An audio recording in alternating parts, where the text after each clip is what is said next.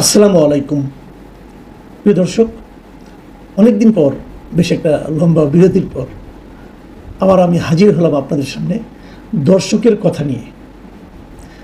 এই অনুষ্ঠানে আমরা দর্শকদের নানা ধরনের মতামত আমার বিভিন্ন কন্টেন্টের প্রেক্ষিতে যা ওনারা করে থাকেন সেখান থেকে কিছু নির্বাচিত মতামত আমরা পড়ে শোনাই এবং দু একটা ক্ষেত্রে আমি হয়তো সেখানে পাল্টা কোনো মন্তব্য করি।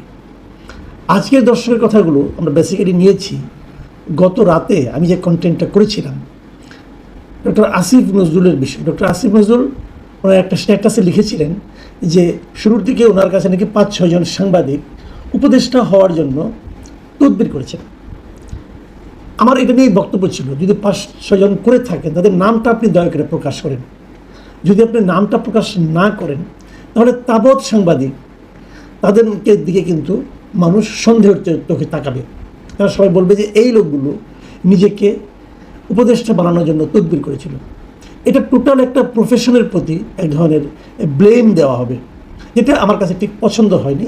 বিশেষ করে ওনার মতো মানুষ এই ধরনের একটা ছেলে মানুষীপূর্ণ অভিযোগ করতে পারেন, এটা আমার কাছে ভালো লাগেনি। আমার অন্য কোনো বক্তব্য কিন্তু নাই, কেউ তদবির করতে পারেন না আমি কিন্তু তা বলিনি, তদবির করতেই পারেন, বাট সেই লোকগুলিকে চেনা দরকার। তো উনি চিনিয়ে দেন আমাদেরকে।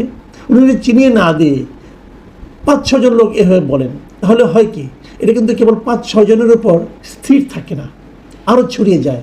সেটা আমি পার্সোনালি মেনে নিতে পারি না, কারণ এটা তো আমার গায়েও আসে। কিন্তু আমি তো জানি কাজটা আমি করিনি এবং কখনোই আমি করবো না, কারণ ওটা তো আমি হতেই চাই না। যাও, আমি কমেন্টগুলো পড়ে শোনাই। প্রথম কমেন্টে লিখেছেন হাসান খান সৈয়দ। তিনি লিখেছেন, আপনার অবস্থান স্পষ্ট করার জন্য ধন্যবাদ, যদিও আপনি অনেক আগে আপনার অবস্থান পরিষ্কারভাবে উল্লেখ করেছিলেন, আর আসিফ সাহেবের অভিযোগ উদ্দেশ্যমূলক বলে আমার মনে হচ্ছে। এর পরের মন্তব্যটা এম নুরুল ইসলাম। তিনি লিখেছেন, এদের নাম না বলে উপদেষ্টা কি সকল সাংবাদিককে অপমান করলেন না? লোভী সাংবাদিকদের নাম প্রকাশ করুন মাননীয় উপদেষ্টা।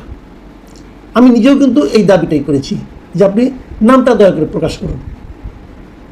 তসলিম লিখেছেন, কামাল ভাই, আসিফ নজরুল স্যার মিথ্যা বলেন না, স্যার অবশ্যই সত্য কথা বলেছেন।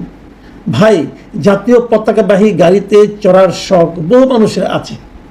আমি কিন্তু তসলিম সাহেব আপনার সঙ্গে দ্বিমত পোষণ করছি না। অনেকেই শখ থাকতে পারে, সেটা নিয়ে আমার কোনো আপত্তিও নাই। অনেকের শখ আছে, হয়তো আমার শখ নাই, হয়তো কোনটা ঠিক কোনটা বেঠিক এই নিয়ে বিতর্কেও তো আমি যাচ্ছি না। কিন্তু আমার বক্তব্যটা হলো, যেটা আমি করিনি অথবা যেটা জানা মতে আমার পরিচিত অনেকেই করেননি, সেই ব্যাপারে যদি কেউ তার দিকে সন্দেহের চোখে তাকান, এটা কি ভালো হবে? এটা ভালো হবে না। এবং সেই সন্দেহটা কিন্তু আসিফ নজরুল সাহেব তৈরি করে দিচ্ছেন। আমার এই জায়গাটাতে আপত্তি। শখ থাকতে পারে, যদি কারো শখ থাকে সেটা আমাদের বলে দিন নামগুলো, যে এই লোকগুলো শখ প্রকাশ করেছে, আমাদের তো কোনো আপত্তি নেই। কেউ শখ প্রকাশ করে তাকে আমরা শ্রদ্ধাই করতে পারি, কোনো সমস্যা তো নাই।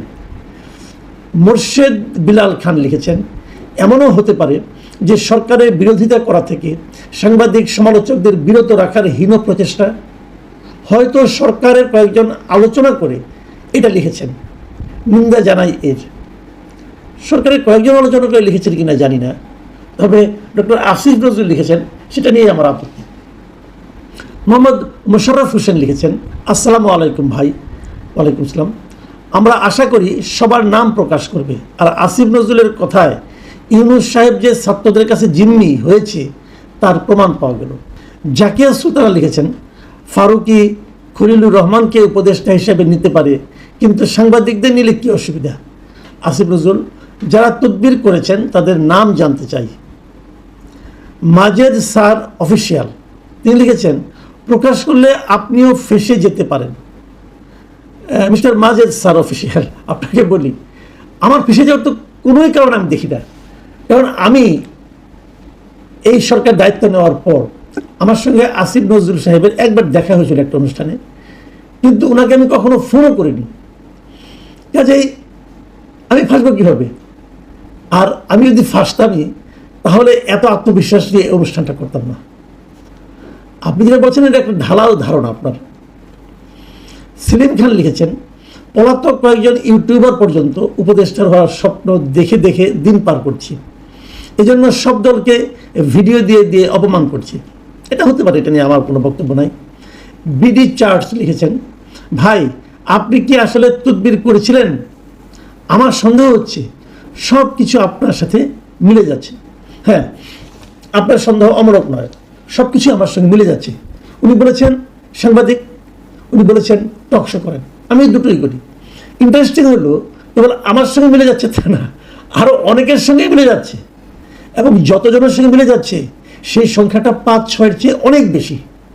এই জন্যই তো আমি আপত্তিটা করেছি।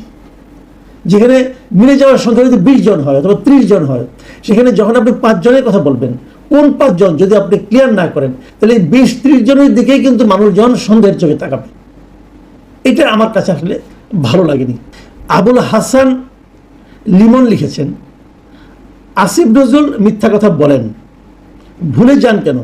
আসিফ নজরুল বলেছেন 26 লাখ ভারতীয় চাকরি করে। এটার জবাব আসিফ নজরুল দিয়ে দিতে পারবেন। রিলি লাভস ফ্যান্ডমস, তিনি লিখেছেন, আমার বিশ্বাস আপনি একজন সম্মানিত সাংবাদিক, কাজে আপনি আপনার নিজের তদবির নিজে না করে অন্যকে দিয়ে করিয়েছেন। আচ্ছা, এটা হলে তো কিছু করার নাই। এখন যদি কেউ আমার হয়ে করে, সেক্ষেত্রে আমার কোনো কিছু বক্তব্য নেই, আমি যেটা বলতে পারবো না। তবে আমি করিয়েছি এটা কিন্তু প্রমাণ করা লাগবে। যে তদবির করেছে উনি যদি বলেন হ্যাঁ মাসুদ কামাল আমাকে বলেছিল তদবির করার জন্য, তাহলে ওনাকে প্রমাণ করতে হবে মাসুদ কামাল আপনাকে কোথায় বলেছিল, কিভাবে বলেছিল, আপনার কাছে কি ডকুমেন্ট আছে। আজকে বলে দিলে তো হবে না, অভিযোগ করলে তো হবে না। তারপরেও যদি কেউ বলেন কেউ, সেটাও জানতে চাই। আসিফ নজরুল সাহেব বলুন আমার জন্য কেউ তদবির করেছিলেন কিনা, সেটা শুনতে চাই, অসুবিধা কি? মাহবুবা সালমা তিনি লিখেছেন, চমৎকার ব্যাখ্যা দিলেন এবং পরিষ্কারভাবে নিজের অবস্থান জানিয়ে দিলেন। এরকমই হওয়া উচিত। পৃথিবীতে সবার চাওয়া একরকম হয় না। আপনাকে ধন্যবাদ। দীপ্তা চক্রবর্তী লিখেছেন, খুব সুন্দর ব্যাখ্যা দিয়ে আপনি আপনার যোগ্যতারই প্রমাণ দিলেন, এই জন্য আপনাকে শ্রদ্ধা এবং ভালোবাসি। ধন্যবাদ। শিমুল মোহাম্মদ লিখেছেন, আমার বিশ্বাস হয়তো অনেকে ভুল করে উপদেষ্টা হতে চেয়েছে। বর্তমানে সুস্থ মস্তিষ্কের কাউকে জোর করেও কথিত উপদেষ্টা করতে পারবেন না। জনাব শিমুল মোহাম্মদ, আপনার কাছে মনে হয়েছে, কিন্তু লোভ মানুষের থাকে। আমার তো মনে হয় বলা হয় তুমি 10 দিনের জন্য হও, তাও হয়তো অনেকে লাফিয়ে পড়বে।